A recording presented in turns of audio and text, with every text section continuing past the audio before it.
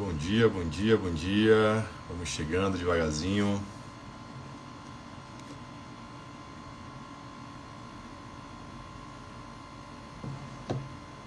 Agora. Maravilha. Todo mundo sendo avisado pelo Instagram para a gente começar mais uma quarta-feira do crime, mais uma quarta-feira, mais um café com penal, graças a Deus.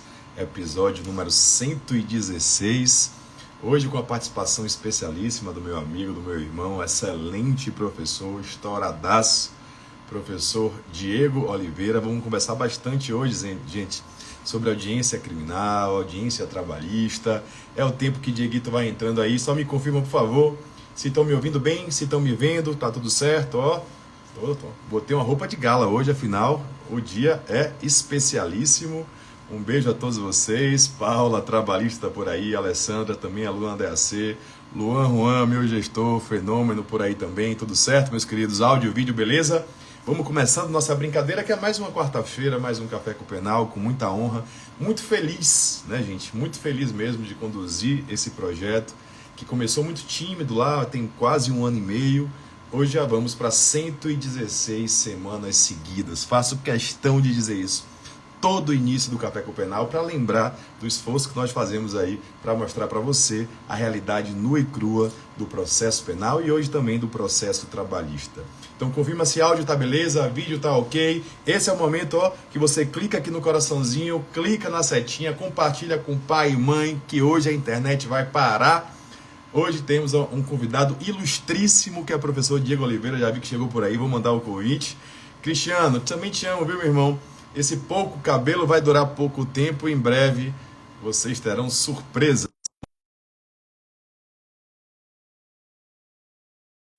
Casa cheia, com certeza, sua presença sempre ilustre. Vamos nessa? Deixa eu ver se eu consigo subir aqui. Recebeu o convite aí, Dieguito? Ah, Meu mestre! ai, que gato! Que coisa boa tê-lo aqui, meu querido. Para quem não conhece, gente, mais E uma aí, vez, meu irmão? gosto sempre de começar o Café com Penal, Dieguito, explicando para que serve o Café com Penal. É um Mas, projeto que surgiu há muito tempo, para mostrar para advogados, como é que funciona a prática, né? A vida real, o advogado que tem a barriga no balcão e a gente com a barriga bem grande, a gente tem como saber bastante coisa da prática, porque muitas vezes aquilo que a gente vê nos manuais não se repete na prática. E eu sinto que é uma dificuldade muito grande a nível de cursos jurídicos, a nível de verdade. ensino, curso de prática. Claro que a teoria é extremamente importante, mas o Café com Penal surgiu para isso, para encaminhar essa galera, encurtar o espaço dessa galera para o sucesso. E ninguém melhor, meu irmão, do que você para a gente fazer esse bate-bola hoje, muito interessante. Tem muito tempo que a gente conversa para marcar o nosso Café com Penal, porque a gente sempre brinca, penal é melhor do que trabalho. Na verdade, não é uma brincadeira, é uma realidade. Mas, além disso, são ramos que têm, sim, uma similitude. Eu sempre brinco, eu acho que o ramo mais parecido com o direito penal é o direito do trabalho, porque a prova oral ela é muito forte também no direito do trabalho, né? Eu já tive a oportunidade de fazer 2 audiências trabalhistas. Na verdade, foi uma só, Diego. No mesmo dia, tinha 2 e uma eu tomei revelia, porque eu não sabia adiar, verdade, inverter a pauta. Minha primeira audiência na vida foi trabalhista, me traumatizei, aí voltei para a área criminal. Queria apresentar o tema hoje, 116 episódios, 116 semanas consecutivas, sem falhar, todas as quartas-feiras pela manhã, e hoje com você, convidado especialíssimo. Para quem não conhece, aí já começando a falar sério, Dieguito, já conheço há quanto tempo, Diego? Já, sei lá, 10 anos, a gente se conheceu Por aí. ao longo dessa vida aí, já dividimos vários palcos, por assim dizer, palestrando em vários lugares. Tivemos uma temporada muito interessante também, quando era profissional do SEJAI, e eu continua lá, trabalhando com a segunda fase extraordinária. Eu queria, meu querido, que você se apresentasse para essa galera. Todo mundo lhe conhece, mas a gente finge humildade. Se apresente para essa galera aí, para te conhecer. Quem é Diego Oliveira? O que é que Diego Oliveira faz? Profissionalmente, tá? Meu irmão, olha só. Primeiro eu queria lhe agradecer esse convite de estar participando desse Café com Penal. Eu gosto muito dessa interdisciplinariedade que tem entre as disciplinas. A gente falar sobre a relação que tem mais de uma matéria com a outra. Porque depois que a gente se forma e que a gente vai e busca enveredar para alguma área, a gente acaba deletando tudo que a gente aprendeu das outras áreas, né? E aí esquece que muitas vezes a gente tem uma relação, seja de semelhança, seja de alguma diferença que a gente tem, que possa ser significante para algum processo, alguma coisa nesse sentido da nossa atuação. Então, eu queria também lhe parabenizar por essa iniciativa maravilhosa desse café com penal. E você falando aí que está 116 vezes seguidas, sem falhar, vindo de você, é uma coisa assim, sem falhar, seguidas, Surpreendente. né? Fica aí, fica aí a referência, quem pegou, pegou, quem não pegou, não pega mais, né? Essa referência. Então, e a referência que eu estou falando não é você, né? Porque eu sei que você, embora também não pega mais, porque você é muito bem casado com minha amiga Janine, não é disso que eu estou falando, mas é a quem, inclusive, a gente está participando, a Janine, um beijo para você, minha querida. Queria mandar um beijo para Cristiano também, que apareceu aí. Vários amigos e amigas comentando. É um prazer enorme encontrar vocês aqui. Mas, Caio, de verdade, para me apresentar, eu vindo para um projeto como esse aqui, basta, sem brincadeira nenhuma, dizer que eu sou seu amigo, porque isso é uma nobreza no meu currículo, dizer que eu tenho você no meu círculo de amizades. E é muito interessante ter amigos com quem a gente possa contar em todos os momentos. E participar de um projeto como esse, Café com Penal, para mim é uma honra. A gente estava conversando antes sobre o que falar num episódio como esse. Não pode contar essas E, coisas. eu posso contar o que a gente falou? E aí eu falei, não, vamos deixar o papo fluir, porque como a gente é amigo há muito tempo, a gente tem essa facilidade na nossa relação. Eu sei que um papo que a gente sentar para tomar um café, e quero que seja realmente como um café, embora que hoje eu esteja tomando água. Já tomei água da chuva na estante antes de vir para cá, mas tô igual um pinto molhado aqui secando no ar-condicionado. Mas é deixar o papo fluir. Eu acho que é a melhor forma da gente fazer um café com penal interessante. Lhe agradeço de coração. Para quem ainda quer que eu faça alguma credencial, né, se assim eu posso dizer, eu sou advogado trabalhista há cerca de 15 anos. Trabalho com direito do trabalho e também relacionado tanto para reclamante quanto para reclamado. O pessoal brinca, né? E aí, Diego, você trabalha para reclamante ou para reclamado? Eu falo, eu trabalho para quem paga, né? Pagando, eu estou Exatamente. advogando, não tem problema com isso, não. Eu acho que o bom advogado ele tem que saber montar e desmontar a tese. Falando em bom advogado, aparece aí Ricardo Xavier, nosso irmão querido do coração, Meu né? professor, Ricardo. Uma referência, nosso professor, né, Rick, então é uma grande referência, está aqui com a gente. E aí, lógico, eu sei que eu estou jogando fora de casa hoje, né? Não vou brincar dizendo que trabalho é melhor do que penal, embora eu tenha visto muitas pessoas aí se manifestando dizendo que realmente trabalho é melhor do que penal. E eu acho que, inclusive, é algo que não precisa nem ser dito. Né? Basta conhecer as disciplinas que a gente vai ver que trabalho é melhor do que penal. Mas você disse, Caio, que você já fez duas audiências trabalhistas, né? Uma você tomou revelia, e deve ter sido por isso que você pegou esse trauma, Foi mesmo. porque se não conseguisse, com certeza você seria um excelente advogado trabalhista hoje. Mas eu já peguei ação penal, na verdade, eu fiz um habeas corpus uma vez, Para você atuando mesmo. num caso de suposta violência doméstica, alegando para de um rapaz, e aí foi só para poder tentar tirar o rapaz da prisão pela injusta acusação que estava sobre ele, né? Aí, ó, a Janine falando aí, ó. Eu Por vou causa contar desse essa sem história. falhar dele, perdi a terça de carnaval no melhor camarote de Salvador. Tá, a esposa defende, né? E que bom que ela é uma Não, grande mas parceira para você. tem 6 meses que ela está me dando indireta. Eu vou explicar daqui a E, pouco o que ela está falando. e ela realmente é uma grande parceira. Eu tenho certeza que se você chegou onde você chegou, tem um grande braço de Janine aí por trás, te ajudando, no bom sentido, é claro, da expressão. Não podia Maravilha, perder a Diego. piada, não, mas Janine, com certeza, é um grande pilar aí que sustenta o seu sucesso. Essa história tem muito a ver com isso, tá? Ela fica brincando comigo, mas sempre me apoia em tudo. Foi porque na véspera do carnaval, a gente já tinha saído 2 dias de carnaval, né? Eu sou um senhor idoso, não aguento mais do que isso. E na terça-feira, 7 horas da noite, um casal amigo nosso falou: Caio, a gente conseguiu aqui 2 camarotes Salvador, de graça, zero Meu reserva, Deus. para vocês irem para o camarote Salvador. Janine já estava com a roupa pronta em 3 minutos. Falei, amor, amanhã tem café penal. Eu não acredito, velho. Se eu for pro Camarote de Salvador, sair 6 horas da manhã, não vai ter café com penal. Não vai, eu não estaria aqui dizendo que tem 116 Meu semanas Deus. para trabalhar. E desde então ela pediu o divórcio, eu não aceitei, e a gente continua aí. Prometi que no próximo ano, todos os 7 dias eu vou comprar do Cara, Camarote. eu fazia do camarote um café combinado como É porque esse. acabava às De- 6 horas, se acabasse às 8 horas, dá para fazer. Não, eu Mas aí, ficava só se... só na porta, eu falava do café com penal do carnaval, as brigas no carnaval, se dá prisão, se não dá, como é que é. Pô, bicho, eu não perdi um negócio desse, não. O problema é que eu tenho dupla personalidade.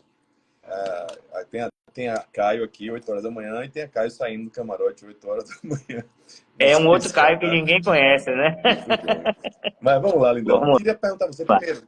Eu sempre digo que a audiência criminal é a parte mais importante do processo, acho que também é no direito do trabalho, porque é a prova viva, né? A reconstituição dos fatos, a gente nunca consegue reconstruir aquilo que é a realidade. Mas eu sempre digo para meus alunos lá na Escola de Advogados Criminalistas, aqui no Café com Penal, que é o ponto, para mim, mais importante, onde separa o joio do trigo, onde separa o advogado meia-boca de um advogado preparado, porque é na audiência que se ganha, que se perde o processo. Para começar aí, pegando o gancho da minha amiga, dê umas dicas gerais, iluminadas, para quem quer fazer sua primeira audiência trabalhista. O que é que eu faço? Vamos lá. Para não acontecer, aconteceu comigo.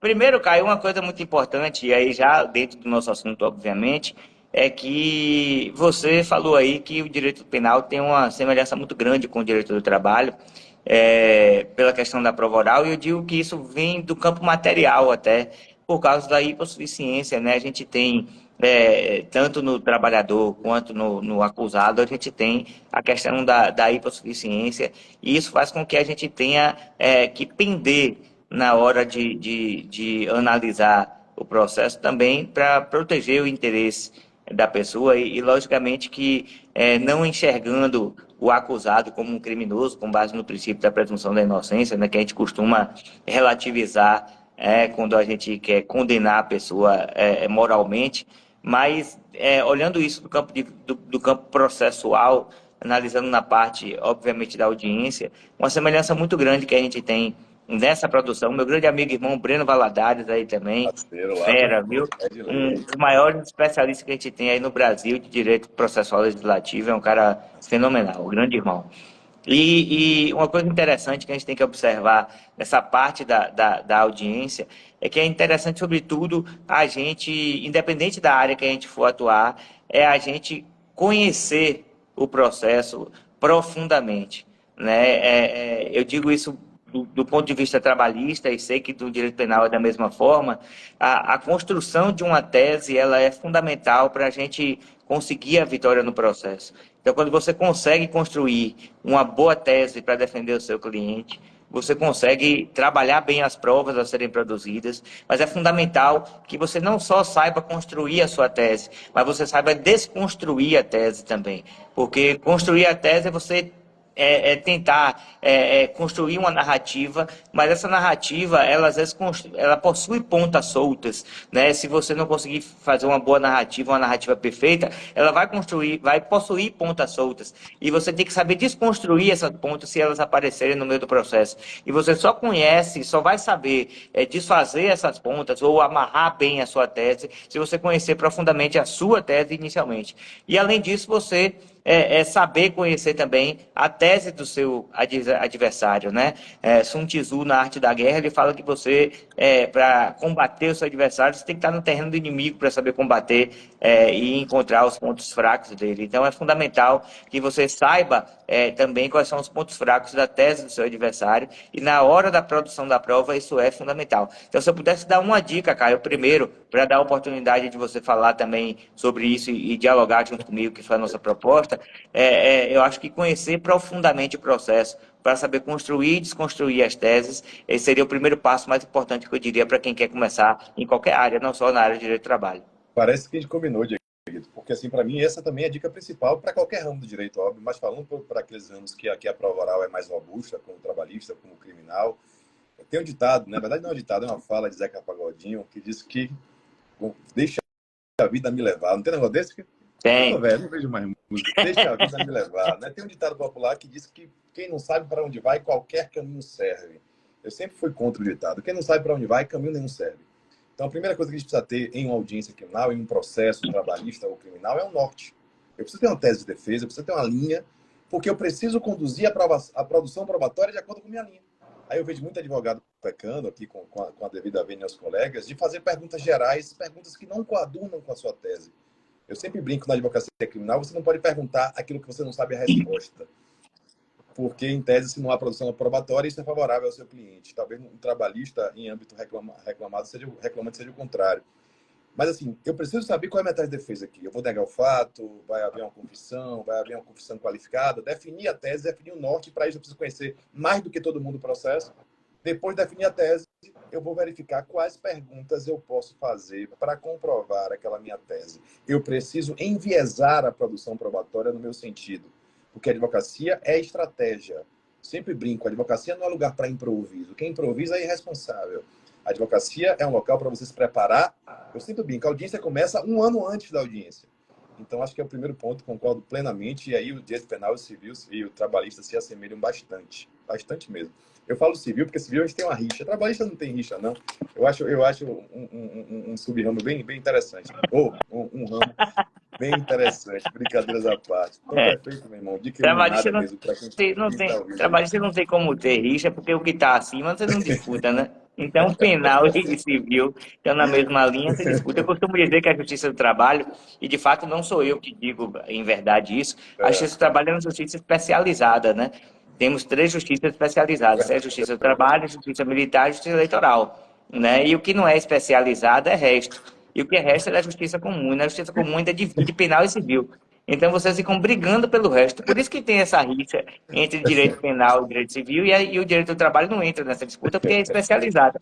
E além de ser especializada, ela é especial porque é a melhor de todas, né? tá Então eu acho que é certo. fundamental. Caio, se eu pudesse inclusive dar uma outra dica, Manda. já levando para o que você está falando aí, já seria uma diferença que a gente tem entre os dois tipos de audiência.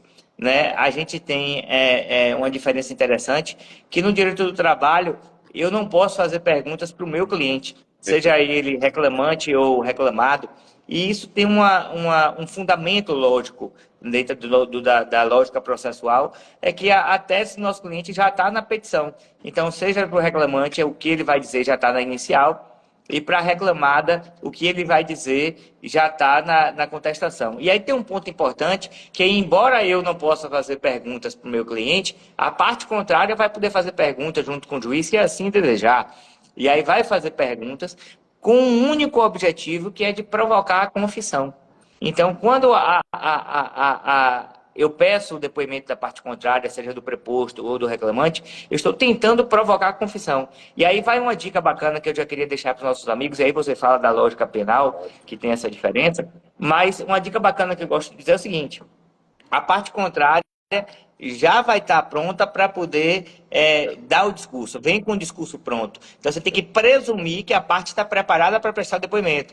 Então, se eu, por exemplo, estou advogando para o reclamante e peço o depoimento do preposto, eu tenho que presumir que o preposto está pronto com o depoimento armado ali para poder já falar a tese da empresa. Então, a intenção, logicamente, do advogado é que ele não faça perguntas de forma direta ao preposto ou o reclamante, a parte contrária, que você faça perguntas de forma indireta para que a pessoa não perceba que ela está confessando. Por exemplo, se eu quero falar da jornada de trabalho do meu cliente, eu não vou perguntar de que hora ele começa, que hora ele acaba, porque o advogado preparou o preposto para dizer isso. Mas suponha que o nosso cliente ele seja, sei lá, uma costureira. E aí eu pergunto, quantas peças de roupa ela costura por dia? 10 peças de roupa. Quantas horas leva para costurar uma peça de roupa? Há 1 hora para cada peça de roupa. Ou seja, ele acabou de confessar que a minha cliente trabalha 10 horas por dia. Então, sem ter perguntado nada sobre a jornada de trabalho efetivamente. Então é interessante que quando a gente vá fazer perguntas para a parte contrária,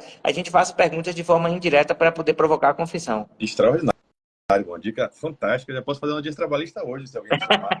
Mas não me chame, não. Mas é verdade, eu achei interessantíssimo isso que você disse. Tem muito a ver com direito penal, né?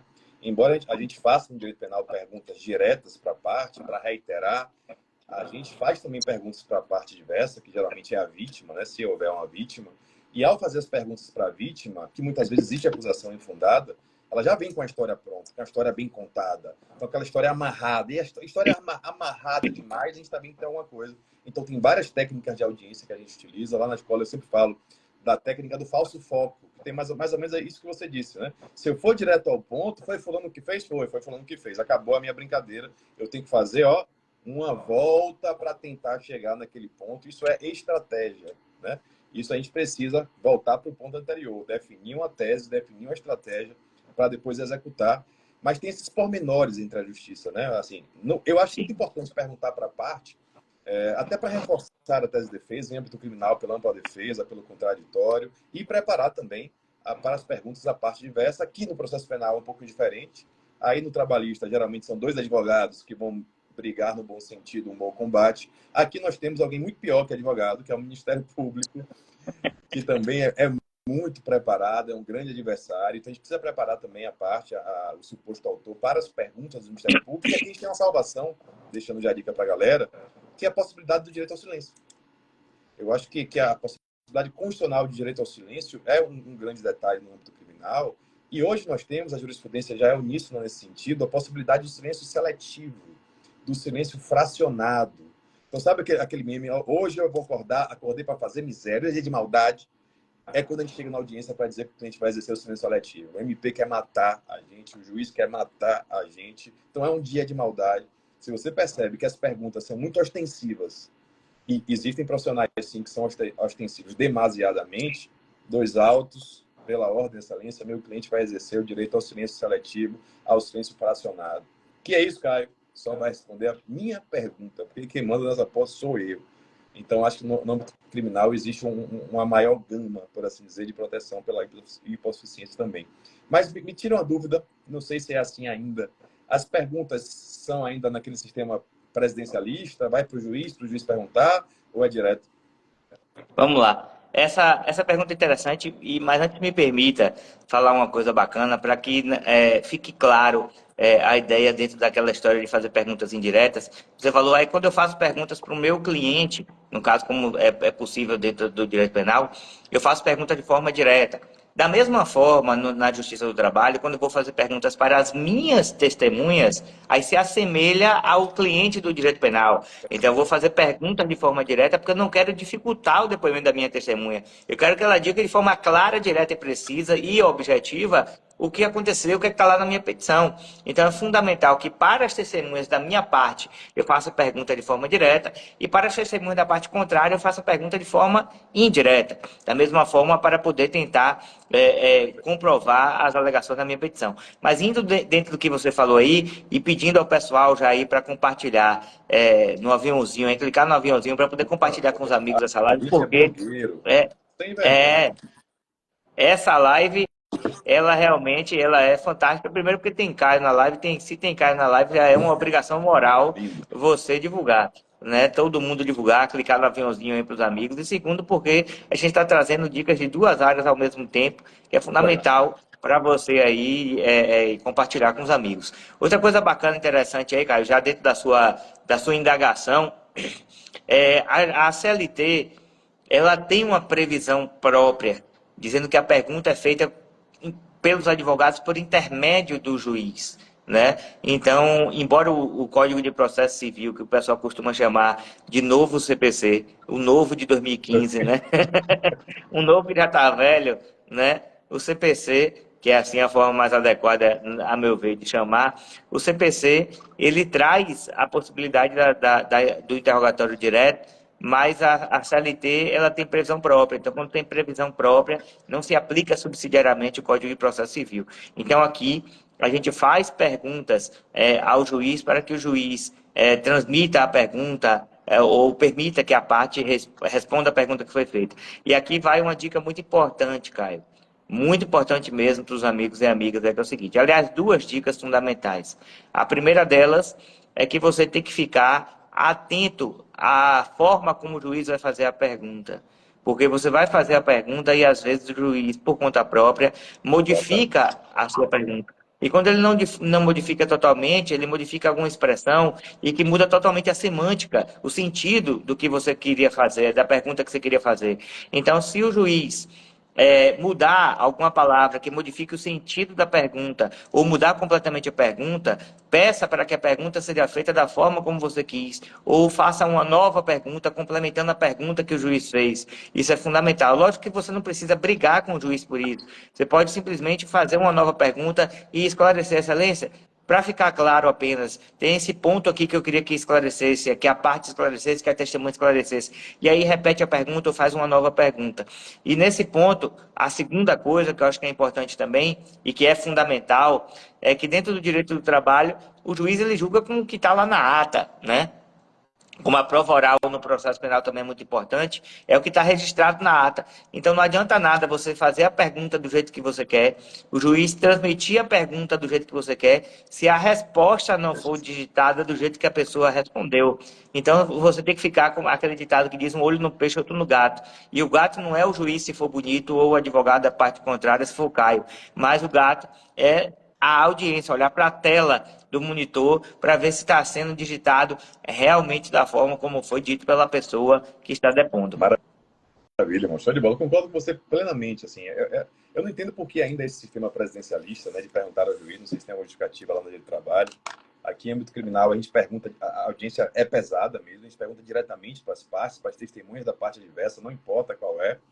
E, assim, eu acho que isso é muito mais fidedigno, né? Como você bem disse. Existe esse telefone sem fio, que quando eu pergunto para A, que pergunta para B, nem sempre é a pergunta que eu fiz para A. Sem contar que dá tempo da pessoa pensar, montar a historinha. No criminal, a gente é um pouco mais ostensivo, mas no CPC já é direto, então, né? Interessante saber também. Porque eu acho que aqui a audiência precisa ser mais dinâmica. Quando eu pergunto para o juiz pensa, repergunta, a parte pensa, repergunta e responde. Isso primeiro dá um atraso enorme. Mas, assim, eu acho que a audiência tem que pensar nisso mesmo. E não precisa brigar com o juiz. Eu sempre digo isso, Diego, para a galera aí da escola. Tem muito aluno da escola de advogados criminalistas, o Estou Cidal, a vendo galera. aí, viu? Essa escola é um sucesso, viu? Como é que faz para eu entrar? Eu quero também, viu? Olha quem tá aí, acordou cedo, rapaz. Professor Leandro Gesteira.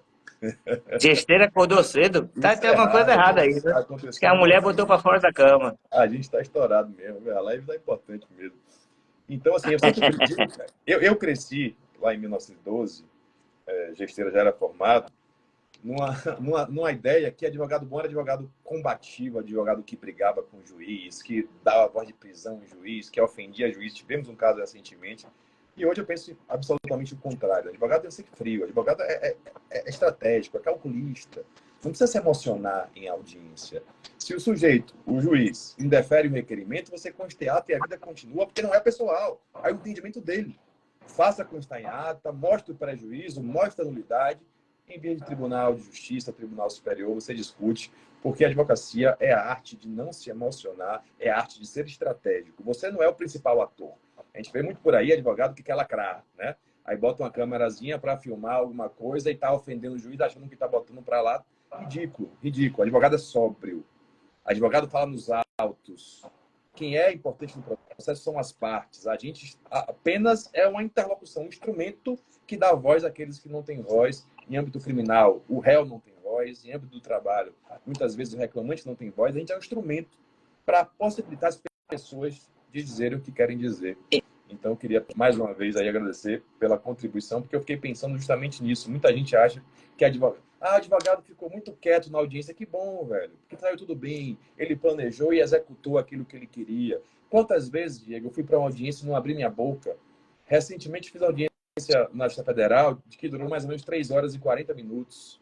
E eu fiz um total de 0 pergunta, porque estava tudo dentro da estratégia planejada.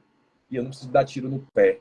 Outra coisa que eu aprendi, e isso vale também para a área trabalhista, muitas vezes a gente quer pegar uma contradição de uma testemunha, uma contradição de uma parte, e eu lembro que quando eu comecei, emocionado ainda, eu chegava em uma contradição e ia para cima. Por exemplo, se o sujeito foi preso 18 horas no inquérito policial, a autoridade disse que o sujeito foi preso 18 horas.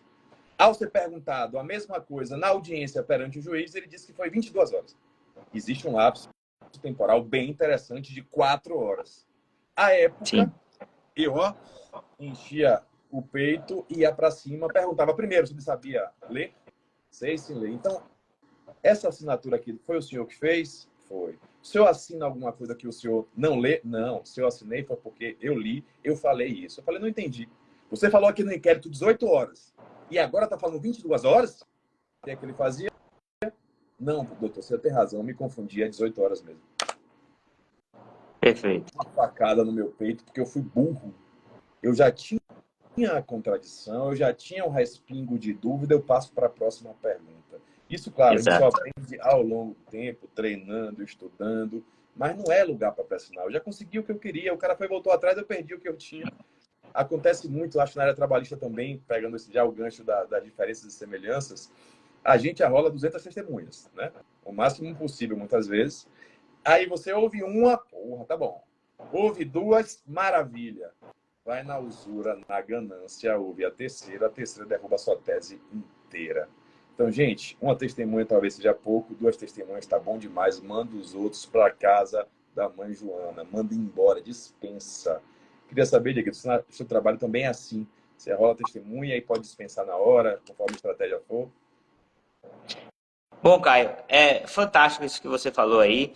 E é uma coisa interessante que a gente pode falar da audiência trabalhista, porque a gente tem uma limitação de testemunha por procedimento, né? No procedimento sumaríssimo são duas testemunhas, que é aquele valor da causa abaixo de 40 salários mínimos. Acima de 40 salários mínimos são três testemunhas no procedimento ordinário. Temos o inquérito por apuração de falta grave, que é um procedimento especial, que são 6 testemunhas, mas não é o ordinário do processo, não é o comum do processo. Então, por ter já uma limitação, você tem que saber escolher bem quem serão as suas testemunhas. E aí vai uma dica fantástica para os amigos, que é a seguinte: testemunha boa é a testemunha que via a hora de entrada do reclamante, a hora de saída e as coisas que ele fazia. E isso não precisa necessariamente que seja na mesma pessoa essas informações. Eu posso ter uma testemunha que só saiba o horário de chegada, mas se ela souber o horário de chegada, eu já tenho como provar. Eu só tenho uma testemunha que via a hora que ele saía, porque é a hora que rendia o outro, enfim. Então, eu não preciso necessariamente ter todas as informações numa só testemunha. Mas uma coisa bacana que você falou aí, eu aprendi, Caio, quando era pequeno, eu tinha um tio que tem pouco tempo. E aí, eu tinha um tio que a gente sentava os primos todos assim na casa de praia para comer caranguejo. E eu tinha um tio que saía pegando a puã, que é aquela pata maior do caranguejo, de todo mundo que vacilasse, né? Então eu aprendi a comer a pata do caranguejo, aquela puã, primeiro, né? Não deixar por último. Então o melhor a gente pegava primeiro e depois ficar comendo aquela patinha pequena que não corria o risco dele vir pegar, porque eu já tinha comido a puã. E dentro do processo, trazendo essa estratégia para dentro do processo, a melhor testemunha você tem que ouvir logo. Porque quando você ouve a melhor testemunha primeiro, isso gera um reforço de segurança da sua tese, gera uma instabilidade na parte contrária, até o advogado da parte contrária fica mais apertado, porque ele vê que a coisa degringolou para o lado dele. E o juiz vê que moralmente ainda existe ainda que no campo ainda teórico, existe uma possibilidade maior de você estar falando a verdade no processo, porque a testemunha foi de acordo com a sua tese. E preciso parar aqui para mandar um beijo para o meu irmão Jerônimo Bezerra, que é uma grande fera aí, nosso mestre, né? Jerônimo é mestre do direito penal e é mestre também do jiu-jitsu. É o fera, é a grande fera aí, viu? Ele estava aqui com a gente semana passada. Foi passada? Foi mesmo? Um O cara é fera demais, é monstro. Esse cara é monstro. E aí, falando dentro do que a gente estava conversando, eu sempre chamo melhor a primeira testemunha para que, se caso já seja suficiente, eu descarte todas as outras. Só se você pensar do ponto de vista contrário aí, se eu chamo a pior testemunha primeiro, não vai bem, a coisa fica totalmente invertida. Fica com aquela sensação de que a minha tese é ruim, aquela sensação de que o meu cliente vai estar mentindo no processo, e quando chegar a melhor testemunha no final, essa melhor testemunha já não tem mais a mesma credibilidade no seu depoimento. Então, o ideal é que a gente chame primeiro a melhor testemunha para poder comprovar as alegações no processo.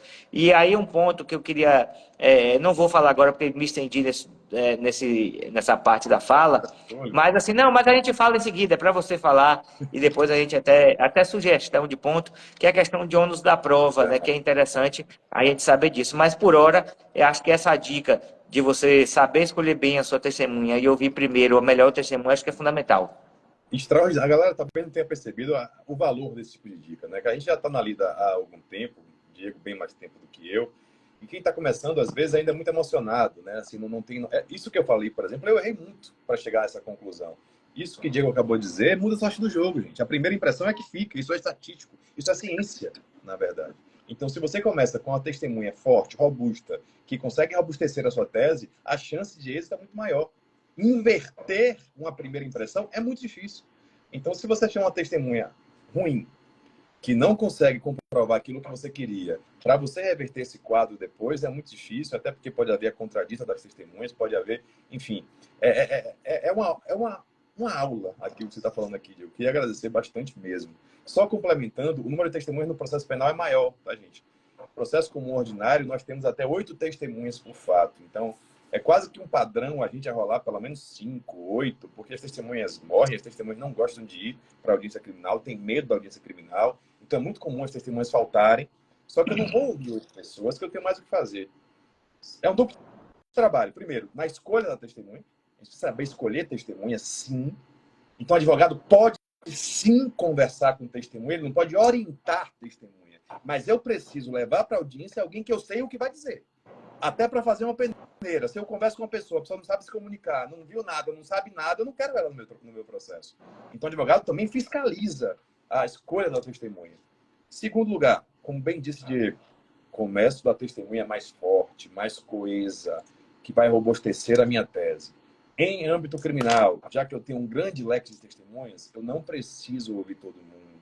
Um é pouco, 2 está bom, 3 é demais. Quantas vezes eu, emocionado no início da carreira, cheio de cabelo ainda, tem tempo, né? Eu estou tentando contar aqui que ano foi. Eu acabava com minha tese na terceira testemunha. Então, acho que assim, é importante entender o procedimento. Você precisa saber quem pergunta primeiro para quem. Você precisa saber onde você senta na audiência criminal e trabalhista, que me parece que é o mesmo lugar. Enfim, e a questão do ônus da prova, já antecipando, isso é muito interessante, né? Existe a tal da hipossuficiência, que é muito forte no direito penal, pelo menos em teoria, muito forte no direito penal. E eu sempre pergunto aos meus alunos, quando é que o silêncio é importante em um processo? Quando é que o réu fica em silêncio? Quando está ruim ou quando está bom? A resposta é quando está bom. Se tiver ruim, confessa, minimiza dano. Se tiver bom, não fala nada que o processo vai acabar. Não vai dar um tiro no seu próprio pé. Então, o uso da prova é algo muito interessante. Como eu falei mais cedo, às vezes eu vou para a audiência e não pergunto nada, simplesmente porque não preciso perguntar nada. Se eu perguntei muito, é porque a coisa não está boa para mim, eu estou querendo criar algum tipo de dúvida, desconstruir a validade daquela prova. E mais um gancho para você. Em razão disso, né, eu queria saber os efeitos da ausência das partes. No processo penal é um pouquinho diferente, né? Primeiro, no processo penal, que é muito mais interessante, não tem audiência sem advogado. Ou seja, se o seu advogado, e eu vou chamar de advogado, não compareceu à audiência, ela não vai ocorrer. Ou vai chamar o primeiro besta que estiver lá para ser advogado dativo. A audiência não é realizada sem advogado. O advogado é imprescindível para uma audiência criminal. Mas eu queria saber os efeitos de eventual revelia. Como é que é isso no processo trabalhista, Diego? Bom, Caio, primeiro eu preciso comentar uma coisa muito importante. Você falou aí que durante a sua carreira você errou muito, né? E eu falo isso também para o pessoal, que eu aprendi muito com os meus erros. E eu vejo você aí com a escola de advogados criminalistas, e eu acho que quem faz parte de uma escola como essa tem uma oportunidade maravilhosa de aprender com o erro dos outros, né? Tem aquela fala que fala que a pessoa inteligente aprende com os próprios erros e o sábio aprende com o erro dos outros. Você tem aí talvez 40 anos de advocacia, olhando pela cara, né, pelo menos. Você tem muitos anos de advocacia aí, muitos anos de experiência, larga experiência dentro do direito penal e certamente você passou por vários percalços que hoje você tem a capacidade de ensinar, de explicar para a pessoa qual caminho deve seguir. Então, pegar um atalho como esse, num curso numa escola dessa, que é uma formação de advogados criminalistas, sem dúvida nenhuma, é uma oportunidade ímpar. Estou falando aqui, não é para fazer propaganda, não é porque você está aqui comigo, a gente não combinou nada disso, você sabe muito bem disso, é a maior testemunha que a gente combinou de ser no improviso, mas eu preciso fazer esse registro. Eu preciso fazer esse registro, porque realmente é imprescindível. Na nossa época não tinha isso. Não tinha uma pessoa que chegava assim, vem cá que eu vou montar uma formação de advogados trabalhistas, uma formação de advogados criminalistas para poder lhe ensinar como é que você deve fazer. Não, na nossa época a gente quebrava a cara e aí errava e se arrombava no bom sentido da expressão. E aí se dava mal e aí depois aprendia. Tem um melhor. E aí efetivamente era muito difícil, muito mais difícil do que hoje. Então quem tiver essa oportunidade realmente tem que aproveitar, porque é uma oportunidade ímpar. E falando para você em relação a ônus da prova e a ausência das partes em audiência, em relação ao ônus da prova dentro do processo do trabalho, uma coisa interessante que é uma regra que vem do campo do direito processual civil também, que o ônus da prova do reclamante é o fato constitutivo, da reclamada do fato impeditivo, modificativo e extintivo de direito do autor. E aí tem muita gente que pensa que o ônus da prova é definido pela matéria. Jornada de trabalho é fulano que tem que provar. Se é dano moral, é esse que tem que provar. E não é. E o que define de quem é o ônus da prova é o que você alega sobre a matéria. E o que você alega sobre a matéria pode fazer com que você atraia para si, né? O ônus da prova. A colega perguntou quanto tempo o processo trabalhista fica no STJ. Tempo nenhum, só se tiver perdido o processo lá, escondido lá, porque o processo não vai para o STJ, ele vai para o TST, e do TST pode ir no máximo no Supremo Tribunal Federal. Tá? O penal fica muito anos. Penal sim, o penal fica algum tempo lá. E aí o detalhe interessante, Caio, que a gente tem que entender, e a gente pode desdobrar isso até depois, mas em relação à ausência das partes, na Justiça do Trabalho, depende da audiência que a gente está falando. A audiência, ela, em regra, ela é una, né, por conta da necessidade de se dar celeridade ao processo do trabalho, mas, efetivamente, a gente tem a possibilidade de fracionar. Então, se a audiência ela for una ou for a primeira audiência, aquela chamada inaugural do processo, se o reclamante falta, é arquivamento, extinção do processo sem resolução do mérito, porque a gente entende que o reclamante ele não quer mais continuar com a ação. E Requião está perguntando aí, um grande irmão, um abraço para você, não sei nem onde senta na Justiça do Trabalho. Ô irmão, se chega na Justiça do Trabalho, eu mesmo quando chego, onde tiver uma cadeira eu sento, porque eu estou tão cansado, que eu estou aceitando até sentar no lugar errado, na cadeira lá. Né? Mas eu vou falar disso daqui a pouco, viu, Requião? Então, em sua homenagem aqui. E aí, se a reclamada falta, o pensamento é esse, se a reclamada falta a audiência inaugural, a gente entende que ela não quer oferecer defesa, porque a reclamada ela é notificada para comparecer à audiência e, querendo, ela apresenta a sua defesa. Então, nesse caso, vai haver a revelia, né? Arquivamento ou revelia. Se é para a audiência de instrução é para a produção de prova. Então, para qualquer das partes que falte a audiência de instrução, aplica-se a pena de confissão. E aí vira uma presunção de veracidade do que foi alegado pela parte contrária em relação ao que é ônus da prova da parte ausente. Mas, obviamente, é uma presunção relativa de veracidade. Logo, cabe prova em contrário. Né? Em relação ao local para assentar, em homenagem aí a Requião... Abraço brasileiro, meu irmão, saudade de você também. Grande fera, grande irmão aí, Alexandre Brasileiro, grande fera, viu? Um abraço para você. E aí um ponto interessante é que na Justiça do Trabalho, o reclamante ele senta ao lado esquerdo do juiz e a reclamada senta ao lado direito. Fala-se muito, e aí é um mito, né? Fala-se que é o lado do coração do juiz, né? Que é do coração do juiz. E aí eu brinco com o pessoal, o reclamante senta do lado do coração. Eu perguntei se o juiz não tiver coração, senta onde? A gente tem muitos juízes que não tem coração, né? Então não vai ter lugar onde sentar. Então, na verdade, no direito do trabalho, isso vem da época dos juízes classistas, né? Você pegou essa época aí, não, né? Peguei, não. Pior que aí, eu não sei nem o que é isso. A Alessandra perguntando se juiz tem coração. Por isso que não dá. Eu mudei a dica, viu, Caio? Eu mudei a dica porque eu falava do lado do coração do juiz, mas realmente tem juiz que não tem coração, então eu mudei. Mas, efetivamente, a gente tem que entender que isso, de onde vem a origem histórica, é que de onde oriunda da época dos juízes classistas, em que na Justiça do Trabalho a gente tinha um juiz togado que sentava ao centro, o juiz classista, representante dos empregados do lado esquerdo do juiz e o representante dos empregadores do lado direito do juiz. Por isso o reclamante sentava do lado esquerdo, a reclamada do lado direito. Com a extinção dos juízes classistas, manteve-se o costume de sentar dessa forma. Aí eu dou uma dica interessante, que tem até um negócio engraçado, que se você, na hora lá, der um branco, você abre a porta e deixa o colega passar. Onde ele sentar, você Exatamente. senta do outro lado. Se ele errar, você erra junto. Mas... E essa dica, Caio, não funciona muito com os homens. Com os homens, se tiver uma mulher também. Porque você vai, obviamente, querer dar a vez para a advogada, a colega passar. Então, se for uma advogada querendo dar a vez para o colega, Não vai, um né? homem advogado passar, ele provavelmente não vai querer entrar primeiro por uma questão de cortesia e educação. E aí a menina vai ter que escolher o lado, e aí ela vai ter que escolher primeiro. Então, efetivamente, quando tem uma mulher, uma advogada, essa técnica ela tende a falhar, né? Mas efetivamente, lembre-se da história do lugar onde ficaria o coração. É a melhor forma de você saber, tá? Se vai ter coração, pouco importa, mas é naquele espaço onde estaria o coração do juiz ali. Maravilha. Assim, concordo plenamente. Alguns juízes não têm coração e todos os promotores não têm coração. Acho que é genético. Para ser promotor, não pode ter coração. Brincadeiras à parte, a gente sabe realmente que são pormenores que fazem a diferença, até por questão de segurança, né? A pessoa chega lá, não sabe onde sentar, já fica inseguro, já fica ansioso.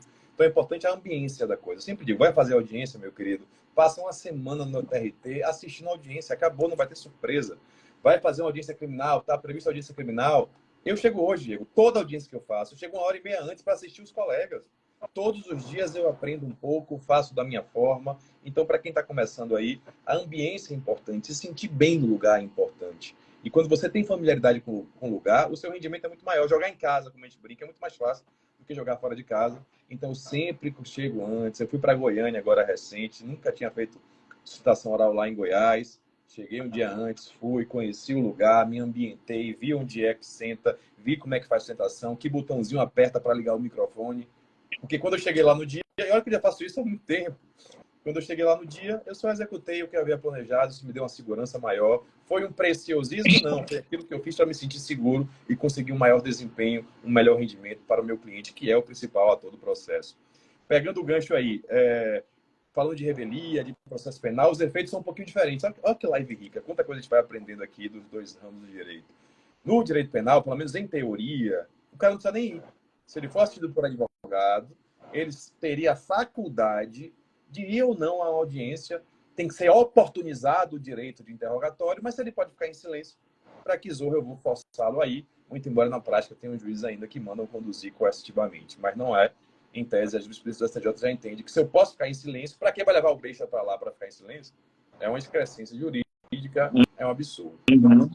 Em caso de decretação de revelia, os efeitos são muito tímidos no direito penal, pela presunção de inocência, pela ampla defesa, pelo contraditório. Não há, a Sérgio Moro precisa aprender, não há uma presunção relativa ou absoluta dos fatos imputados. A gente sempre brinca, quem cala, cala, não consente no processo penal. O silêncio não pode ter valor nem positivo nem negativo, mas é muito interessante que ele apenas não vai ser intimado dos próximos atos. Apenas isso. Pode continuar ainda a audiência, não vai ser intimado dos próximos atos. Então, o efeito existe a revelia no processo penal. Não diz que não existe. Existe sim. Só que os efeitos são diferentes do processo civil, do processo trabalhista e de outros ramos do direito. Show de bola. Mais uma pergunta, meu irmão. Porque a gente está se alongando aqui, eu sempre digo que tempo é um artigo escasso. A galera que está... Eu recebo vários prints, várias mensagens. O povo está na academia assistindo Café com Penal. Às vezes está na aula assistindo Café com Penal. Fala, desliga esse negócio. Às vezes está no trânsito, no buzu, no metrô, em Paris, né? Então, assim, a gente tenta prezar pela objetividade. O tempo é raro. Eu queria já, antes de terminar, não terminei ainda não. Ninguém está comentando, ninguém disse que gostou, ninguém disse que quer bid, ninguém disse que quer outra, que a gente é lindo, ninguém disse nada, então eu vou Nem finalizar. mente, né? Aí, mentiras sinceras me interessam. Já dizia Cazuza há muito tempo. Aí, Alessandra, tá vendo? O povo da EAC não me larga, tá? Eu sou apaixonado pelo povo da EAC. A Alessandra é aí da EAC. Fantástico. A aluna nova está contribuindo muito, viu, Ale? Obrigado mesmo. Pode ficar o dia inteiro.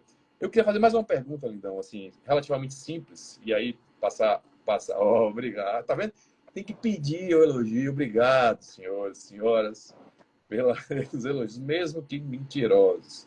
Querido, queria perguntar uma coisa, daqui a pouco a gente encaminha para o final. Coisa simples. Eu lembro que esse dia que eu fui fazer essa audiência trabalhista, tiveram outras audiências, enfim, e aqui eu cheguei atrasado. Eu lembro que teve um advogado que falou de alegações finais reiterativas. Como é que funciona alegações finais em âmbito trabalhista? Queria entender, realmente eu não sei. Minha mãe disse que eu não posso mentir. Eu sou novo ainda, viu? Caio é novo. É só olhar aí. Ele raspa o cabelo para parecer que tem pouco, para dar uma impressão de mais velho. Mas uma outra live. Você não vai me reconhecer, mas tudo bem. Entendedor. Não, você já vi aí você falando nos stories, perguntando se vai fazer um implante, colocar um negócio aí, você vai ficar mais bonito que você já é, viu, rapaz? Vai dar trabalho. Bonito é difícil. Deixa eu te falar uma coisa bem interessante. E aí quem ganha muito, obviamente, é a Janine, que vai estar com um cara mais gato do que já é, né? E deixa eu te falar uma coisa, irmão. Em relação ao que você está falando, as razões finais são aquele momento que representa a oportunidade que a gente tem de chamar a atenção do processo para aquilo que é mais importante, né? Isso é um ponto bem interessante. E, aliás, eu queria já deixar uma fala aqui, que ao final da live eu vou dar um presente para os amigos aqui. Trouxe um presente para vocês, vou dar um presente para a galera aí, tá? Maravilha. E eu queria, depois que você falasse comigo sobre a questão dessa diferença também do acordo, porque o que eu vou dar de presente tem a ver com isso, tá? Ótimo. De como é que funciona o acordo dentro do processo penal. Mas as alegações finais, ou razões finais, como a gente chama aqui, é o momento que a gente vai chamar no final do processo para a atenção para aquilo que foi mais importante. A prova que foi melhor produzida, um ponto-chave que a gente conseguiu provar, etc. A gente pode fazer isso normalmente em 10 minutos após o encerramento da instrução, né? Ou pode fazer isso através de memoriais, que tem também, né, dentro do direito penal, mas o comum mesmo é fazer da forma oral, porque no processo do trabalho a gente lida com verba de natureza alimentar. Então a gente precisa que o processo acabe mais rápido. Então, na excepcionalidade, os juízes permitem que essas ações finais sejam feitas de maneira escrita, em memoriais. Embora não haja muita dificuldade, não é que o juiz vai barrar a apresentação de memoriais na forma escrita, mas não é o costume, entendeu? Não é o costume. E aí você tem 10 minutos para poder realmente você trabalhar essa ideia. Tem essa pergunta de Requião aí que é bem interessante, que eu posso, de fato, responder aqui, quando eu encerrar essa fala. Então, esse é um momento de razões finais. Aí, muitas vezes, a gente chama razões finais reiterativas ou remissivas, a depender do lugar do Brasil que a gente esteja atuando. Mas quando a gente diz reiterativas ou remissivas, a gente quer dizer assim, tudo aí foi importante. Nada foi além do que realmente se destacou, do que deveria ser. E eu acho que você deve aduzir razões finais sempre que tiver um ponto-chave. Então, pode ser que às vezes sejam reiterativas, não tenha nada tão crucial, mas se tiver algo crucial que seja ponto-chave da tese, eu acho que você tem que destacar, certo? E pode fazer isso em mesa mesmo, e até prefiro que você faça em mesa, porque você destaca ali, o juiz, quando for julgar, ele vai ler a ata. E os memoriais, não necessariamente o juiz vai ler. A ata ele vai ler, porque ele vai precisar julgar o processo. Ele vai ter que olhar a instrução. Então, e fora isso, ainda tem um detalhe importante, Caio, que muita gente vai fazer os memoriais, e aí faz os memoriais com 10 páginas. Memoriais com 15 páginas, 20 páginas. Bom, o juiz não tem só o seu processo para julgar, não. Memoriais, na minha visão, 2 páginas é mais do que suficiente. É só para você destacar o que é realmente importante. Observe, se for verbal no processo, você faz em 1 parágrafo, 2. Por que se for escrito, você vai fazer em 10 parágrafos? Ou em 10 páginas, melhor dizendo. Não faz sentido, o juiz não vai ler. Não vai ler. 2 páginas, quando chega em 3, eu já fico nervoso, né? Um colega que me contrata para poder fazer sustentação oral no tribunal, ele me mandou os memoriais de um processo para despachar com desembargadores e os memoriais que também se faz da mesma forma na audiência, com 8 páginas. E aí eu falei, vou precisar enxugar isso aqui. Só levo na Justiça do Trabalho, inclusive acabando nossa audiência, nossa live aqui, eu vou fazer isso, vou sentar no computador para reduzir esses memoriais, que estão muito bem feitos se fosse uma petição para você fazer uma contestação, alguma coisa do tipo assim. Mas para poder fazer memoriais grande no processo do trabalho, não compensa. Não sei se no processo penal é assim, né? Mas no processo do trabalho não. Mas respondendo à pergunta de Requião, a Justiça do Trabalho vem sendo atacada assim, em sua competência, sobretudo pelo Supremo Tribunal Federal, algo que a gente precisa lutar e combater sobre isso, não para poder fazer a Justiça do Trabalho sobreviver, não é isso, mas é que a gente tem que entender que a Justiça do Trabalho ela é fundamental dentro do nosso sistema de justiça como um ramo que a gente tem do nosso Poder Judiciário, que é responsável pela justiça social. Então, é fundamental para que a gente respeite a competência da Justiça do Trabalho e mantenha como está. Lógico que isso caberia, essa pergunta de Requião caberia uma live sobre isso, né? Mas, resumindo, é basicamente isso. Não, maravilha. Assim, é tão interessante a gente entender os pormenores de cada ramo, né? E aí tem muita gente que é generalista e acaba pecando na carreira. Claro que você, quando começa a carreira, você pode falar de tudo, você precisa sobreviver, precisa ganhar dinheiro. Eu fiz audiência trabalhista, fiz audiência de consumo, mas quanto mais você se especializa, melhor. Perceba que aqui, em uma horinha, a gente trouxe um sem número de diferenças muito importantes, tanto estratégicas, quanto de direito material, quanto de direito processual, de número de testemunhas, de efeitos de revelia, de forma de se perguntar. Então, perceba que a gente precisa ser especialista. Quanto mais especialista for, melhor vai ser o nosso resultado. Pegando esse gancho de alegações finais, no processo penal é um pouco distinto, porque alegações finais é a peça mais importante do processo penal. A gente não tem aquela revelia de ausência de contestação. Então, geralmente, o que a gente faz? Uma defesa prévia, uma resposta à acusação geral, que a gente não antecipa a tese para o Ministério Público, aquele povo sem coração. Então, às vezes, minha resposta à acusação tem uma página. Nega genericamente o fato, como somente será evidenciado na instrução criminal. Se não tiver nenhuma preliminar, muitas vezes tem, é uma página, porque a gente muitas vezes não antecipa a tese, porque eu quero enviesar a produção probatória no sentido da minha tese. E como a defesa é a última a falar no processo, é bem interessante isso. Segundo, já que a peça mais importante, aí já é a opinião Caio enquanto advogado. Também existe a possibilidade de ser oral. O CPP fala que a regra é que seja oral, 20 minutinhos. Só que eu sempre digo com meus alunos da escola, a gente tem um módulo específico só sobre audiência, que eu acho mais importante. Tem 10 horas só sobre audiência, que é onde separa o joio do trigo. Eu sempre digo, para tentar evitar alegações finais orais, por 2 motivos. Principalmente se o cliente estiver solto. A gente trabalha com a prescrição, então, atraso do processo, às vezes, é benéfico à defesa e temos que usar o processo estrategicamente. E como eu não falei nada antes em contestação, em resposta à acusação, às vezes, meu momento de me debruçar na matéria é a alegação final. Então, eu sempre digo para tentar evitar alegações finais. Tem estratégias para isso. Se não for possível, claro, vai fazer oral. Mas já chega lá com alegações finais 80% pronta. Não tem improviso na advocacia. Se você fez trabalho bem feito, você leu o inquérito policial, você sabe o que o seu cliente vai dizer, você sabe o que as testemunhas que você arrolou vão dizer, você sabe o que as testemunhas de acusação já disseram. Então, já levo pronta, só vou complementando com os pormenores da audiência, porque é a peça mais importante. Pense você, é a última hora de falar no processo. Então, se eu apresento uma tese robusta, o MP não pode nem refutar a tese robusta. A gente precisa ser estratégico no processo penal. Então, é interessante entender esses meandros, esses pormenores, como diz Requião. Claro que não tem forma de bolo da advocacia, né?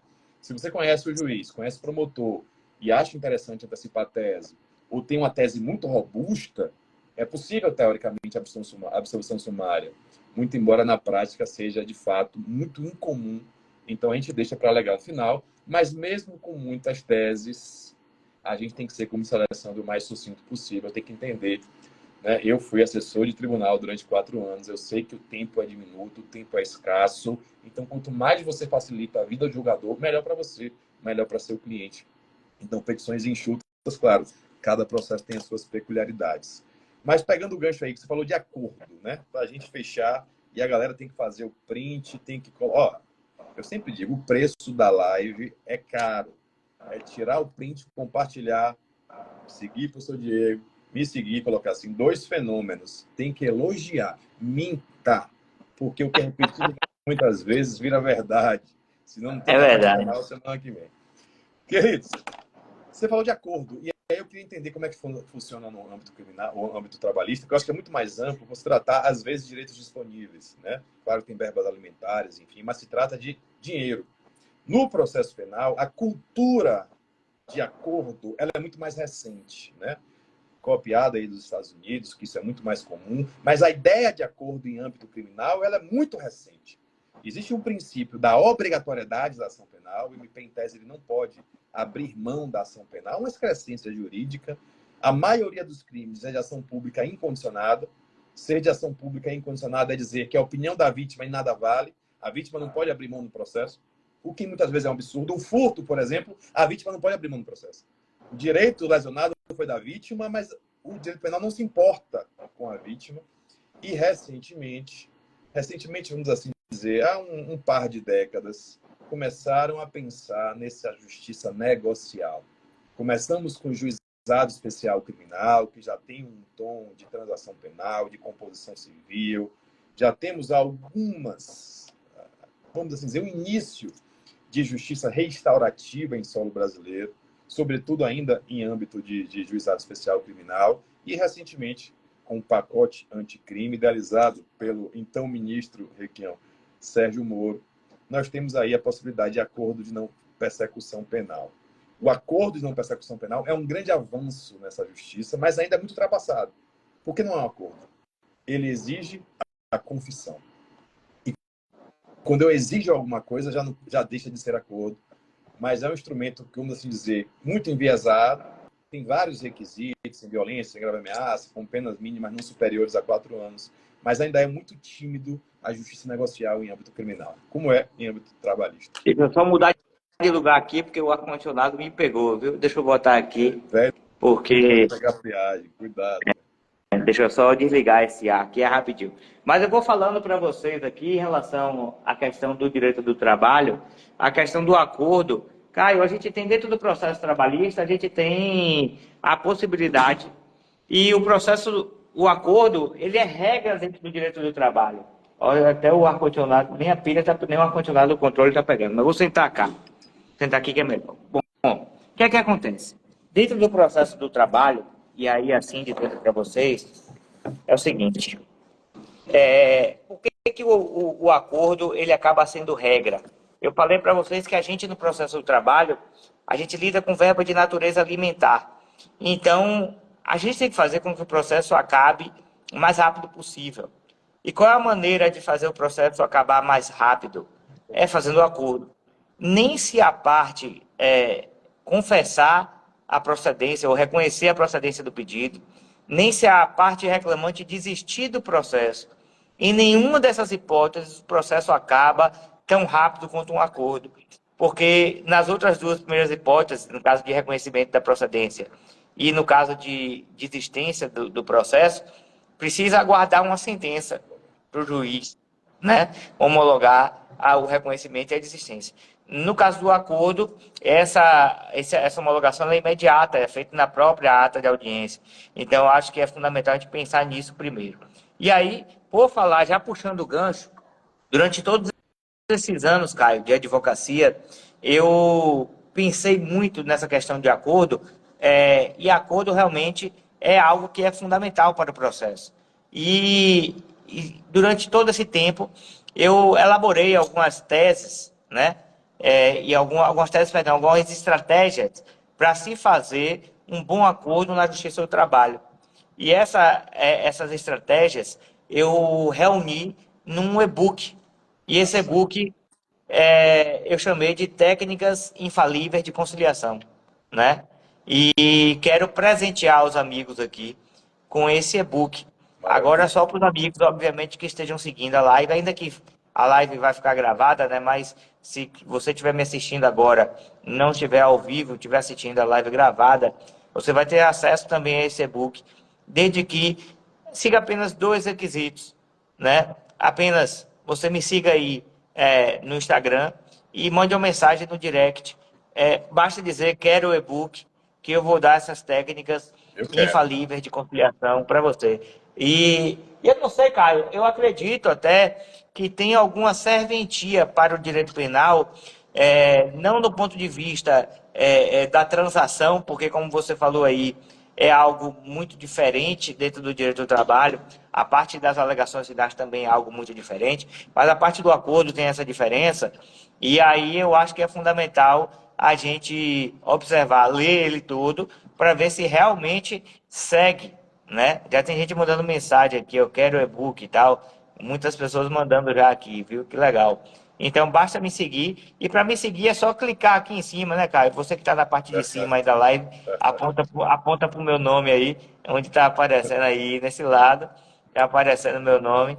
Então é só clicar aí, me seguir e mandar mensagem, quero e-book, que eu vou mandar o link para você baixar gratuitamente. Maravilha. Esse Obrigado, e-book presente para a galera dessa vez. muito obrigado.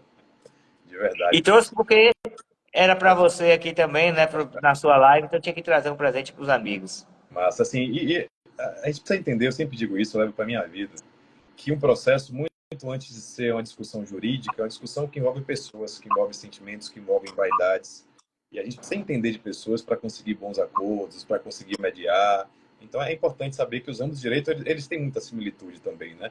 Não adianta saber todas as leis se você não entende de pessoas, de ser humano, de juiz, de vaidade. Eu acho que isso serve para a vida. A gente vai aprendendo ao longo do tempo, não precisa se estressar com as coisas, a estratégia, a teoria dos jogos. Mas já para fechar, queria, Dieguito, agradecer você, falar que é sempre uma grande honra, de verdade, receber convidados aqui, especialmente você, que é um querido, velho. Você é um cara muito legal, que tem por missão de vida ajudar pessoas. Já conheceu o trabalho há muito tempo. Fique à vontade aí para divulgar os seus projetos, enfim, o que é que você está fazendo na hora para a galera que ama o direito do trabalho ficar à vontade. E eu já antecipo também para dizer, muita gente perguntando, tem muita gente da Escola de Advogados Criminalistas por aqui. É interessante demais a gente ver a evolução das pessoas. Eu sempre digo que o amor mais puro, ou dos mais puros que existe, é de um professor para um aluno. Porque a gente fica verdadeiramente feliz com o sucesso deles. Isso é muito raro na vida, né? Não há inveja.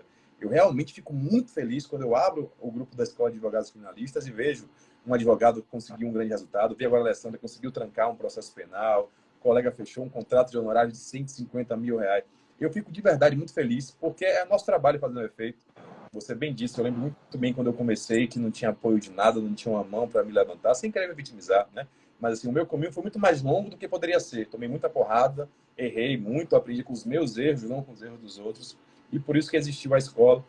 Não tenho ainda a previsão da próxima turma, mas já estou organizando um evento extraordinário, um evento diferente que vai mudar a forma como a galera enxerga a advocacia criminal. Vou falar de prospecção de clientes, de resultado, de dinheiro, que é importante também. Então, quem quiser aí já pensar na Escola de Advogados Criminalistas, pode escrever em qualquer publicação minha, tá, gente? A palavra plano.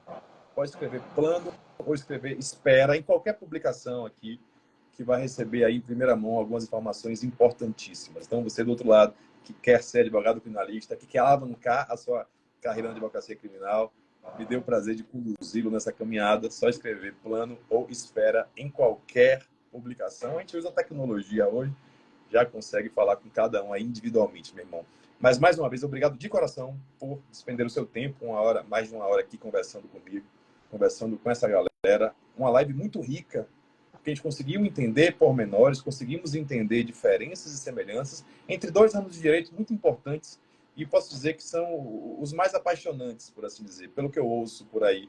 Quem é advogado trabalhista raiz, abate, faz um grande trabalho. E quem é criminalista também é um advogado criminalista raiz. E tem uns que ficam dos dois lados, tem um que trabalha comigo, o Iago, tá por aí também. Ele não sabe ainda, o Instagram dele é advogado criminalista e trabalhista. Tá na hora de decidir, mas faz audiência dos dois lados, meu irmão. Então, mais uma vez, obrigado. A palavra para você, para se despedir dessa galera aí. E, claro, quais os seus projetos? Onde é que eu consigo ver Diego Oliveira?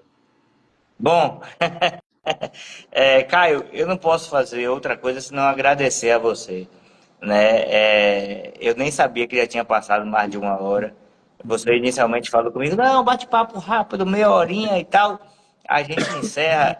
Aí eu falei, fiz questão de dizer, irmão, um papo com você não tem que ter limitação de horário, não. Eu tô livre com o tempo e estou muito feliz pela qualidade do nosso bate-papo. Além da nossa amizade, que é algo antigo também, a qualidade desse papo foi algo assim maravilhoso, que pede uma ou mais de uma. Caio é sedutor realmente, Henrique. Minha Realmente ele esposa tá faz ouvindo aqui, com viu? que a gente não perceba que estamos sendo encantados, né? Ele faz um encantamento aí com a gente não percebe. E aí acaba ficando aqui conversando com ele. Mas é verdade que a gente, que um papo como esse requer até mais de uma edição. Com Eu me certeza. coloco à sua disposição, inclusive, para quando você quiser. Janina, você Já estou volta vendo mais. os amigos postando aqui, me marcando também aqui, ó. Me marca também nesse print que vocês vão tirar aí, porque eu quero Sem repostar, problemas. tá? Tem que me marcar aí para eu poder repostar. E aí o detalhe é que eu queria também, além de agradecer, mais uma vez parabenizar, velho. Você realmente é um cara diferenciado. Não é de agora que eu falo isso para você, eu já falei isso para você em outras oportunidades. E a gente já esteve junto batendo papo várias outras vezes. E realmente é muito bom bater esse papo com você e ver que você é um cara que é um cara incomodado, né? Não um cara acomodado. É um cara que se incomoda com a possibilidade de ter uma ferramenta na mão que é para ajudar as pessoas a crescerem na advocacia criminal, tem um conhecimento guardado e faz questão de compartilhar. E eu acho que uma das grandes nobrezas do ser humano é poder compartilhar aquilo que sabe, aquilo que aprende. E sábio é quem enxerga essa oportunidade, que enxerga de ver uma pessoa que sabe um pouco mais do que você, e você vai lá e aproveita para poder aprender um pouco mais. Né? Diz um ditado que você tem que ser o menos inteligente daqueles que te cercam, né? Então, se você quiser crescer na vida, se você quer ser alguém, se você quer ser uma pessoa que tenha sucesso na carreira, você tem que ser o menos inteligente entre aquelas pessoas que te cercam. Olha a sua volta. Se você não é o menos inteligente, você está no meio errado. Você está precisando melhorar as suas amizades, melhorar as pessoas com quem você anda, porque realmente é fundamental para crescer na vida. E quando eu digo crescer na vida, Caio, não é só do ponto de vista financeiro, embora as pessoas demonizem isso, falem que ganhar dinheiro é ruim, outros iludem as pessoas dizendo que venha fazer essa mentoria, esse curso de prática comigo que você vai ficar rico. E isso realmente é uma ilusão. Tem que ralar muito para poder ganhar dinheiro, para ficar rico igual a Caio, você tem que ralar muito. Então, mas o importante é que você que está assistindo, você não pode cair nesse encantamento de ilusão dessas pessoas que vendem aí cursos para poder você ficar rico, né? Então a verdade não é essa. Vocês percebem aí que numa live como essa, em momento nenhum a gente falou de ganhar dinheiro. Observem que a live aqui foi toda falando apenas de conteúdo, né? O que a gente quer é passar para você conteúdo. Quando você tem conteúdo, o dinheiro vira uma consequência natural. Então não caia nesse mundo de ilusões aí fora, porque tem muita gente, principalmente nas redes sociais, querendo se aproveitar da sua fragilidade, da sua vontade de ganhar conhecimento, de crescer na vida e acaba lhe explorando. Então tome cuidado com isso. Olhe aonde você vai aprender, escolha com carinho quem vão ser as pessoas que vão te ensinar, porque pessoas que prometem um mundo fácil, uma advocacia de sucesso, rápida e express, fuja, caia longe disso, porque isso não vai te levar para lugar nenhum, a não ser para a sua própria derrota. Então é importante você aproveitar, e essa mensagem é para os amigos que estão nos assistindo, e saber escolher muito bem. E Caio é um cara fantástico para poder realmente Manda o Pix depois. seguir e ensinando você, tá? Um abraço aqui para minha amiga Cecília, nossa professora, advogada também, Beijo. mestra de todos nós, amiga querida. E realmente eu acho que você tem que saber escolher que caminho você deve seguir. E seguir Caio, para quem quer ser um bom advogado criminalista, é um dos grandes passos e talvez de todas as dicas que eu pudesse dar hoje aqui, essa é a dica principal, que é continuar seguindo, assistindo essas lives e entrar nessa escola de advogados criminalistas. Eu confesso que eu fiquei até tentado se eu já não tivesse sido conquistado pelo direito do trabalho desde sempre, viu? Mas obrigado mais uma vez pela oportunidade. Obrigado aos amigos, aqueles que quiserem aí me seguir, fiquem à vontade. Aqueles que quiserem também o e-book que eu estou aí presenteando vocês, é só mandar mensagem lá no direct e me seguir, tá bom? Cecília, um beijo para você no coração. E Caio, meu irmão, obrigado pelo carinho, pela oportunidade, viu, irmão? Obrigado a vocês. Só para finalizar, gente, muito obrigado por estarem aqui, todos vocês. Passamos aqui um pouco mais de uma horinha. Presenças ilustres. Cecília, minha professora. É uma honra tê-la aqui, professora. Janine Guanais, minha esposa, que é meu braço direito, meu alicerce. A gente faz essa simbiose, isso é recíproco. Muito feliz também, Janine, com o seu sucesso. E Requião também, que é um grande amigo aí, que não tem muita coisa para fazer, não. Fica aqui assistindo a live da gente.